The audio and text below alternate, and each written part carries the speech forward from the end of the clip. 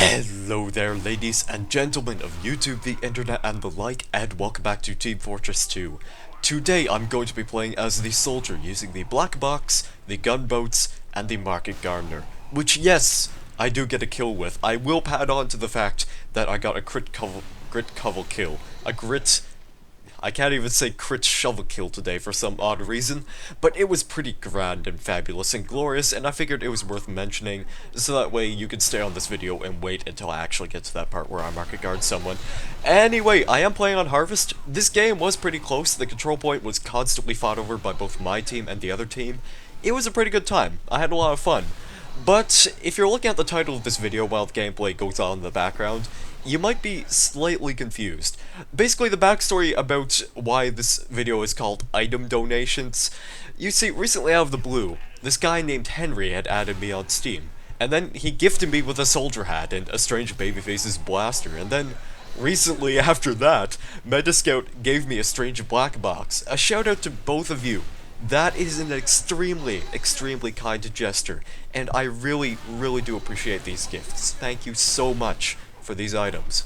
But, having accepted these items, I think it's fairly mandatory to point out, guys, that I will never request of you to give me free items. And I'm sure you've heard this same other public service announcement from a lot of other TF2 YouTubers, but it is important that you all know that I do not wish to steal items from you. One noteworthy detail about this is that I have sometimes borrowed weapons from friends on some of my loadout request videos. I do remember one time where I'd actually borrowed a hat, and if I remember correctly, it was a team captain from Metascout, and yes, I did return it. I can confirm I have returned all these items to their respective owners. I swear, officer, I'm telling the truth. And the point of me bringing this fact to attention is to propose that I no longer wish to borrow items from anyone.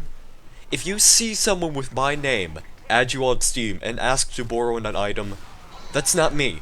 It's especially not me if it happens to be someone begging for free hats, like, "Oh yeah, can I have like that really expensive unusual hat that you probably spent about 2 months trying to get?" Guys, I will never ask you to do something like this. I'm not a TF2 player that's trying to scam people or actively trying to get richer in this game.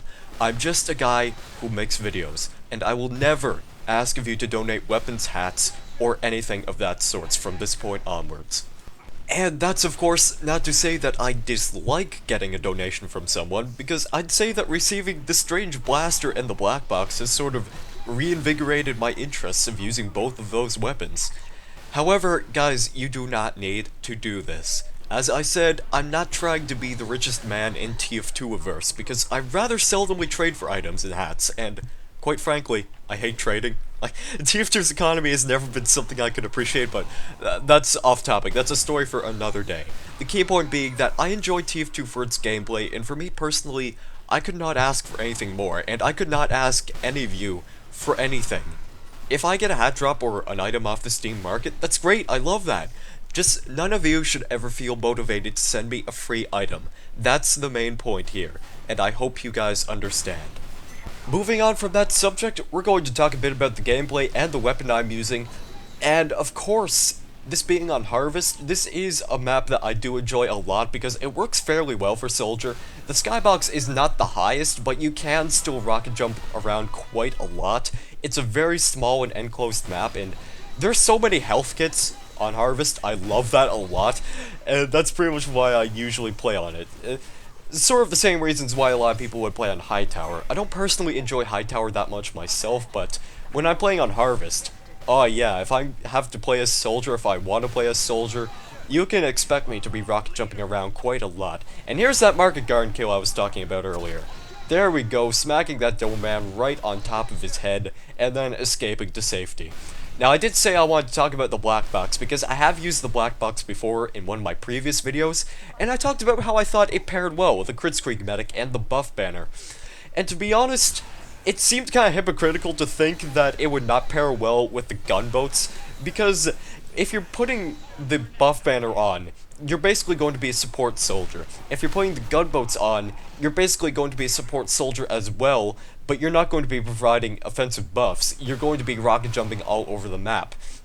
Now, it is kind of situational because if you're not on a map that's rocket jumper friendly, then using the gunboats is pretty much pointless. I don't know why you would equip those to begin with in a place that doesn't allow you to virtually rocket jump at all. Like CP Junction. I don't like Junction at all. I think it's a terrible map. And that's mostly because it's enclosed and you don't have much space to roam about. When I did use this loadout, I actually found that having that one less rocket is still a major obstacle, true, but if you're able to regenerate your health just by hitting one guy with a single rocket after rocket jumping, it's great. I think it's a perfect setup if you're going to be playing as a support soldier. True, it would probably be better to only use this loadout if you're playing as the second soldier on the team, and granted that's only if the first soldier on the team is not already using the black box, or even then you have to make sure he's using some sort of good secondary weapon. I find that using this loadout makes you a hit and run class, and I think it's perfect. I do enjoy using this loadout quite a lot now. I would sort of prefer to be using the default rocket launcher more often, however, because the view model for the black box, I'm not sure if anyone else has the same opinion, but the view model for the black box always looks like the rocket launcher is just launching the rockets out way too early, and I just don't feel like I can perform consecutive jumps that well. But with that out of the way, the gameplay has come down to a close. I would recommend this loadout to anyone who likes to play as a more mobile soldier. And to conclude on that note, thank you guys very much for watching. Have a great day or evening, and I guess I will see you in the next video.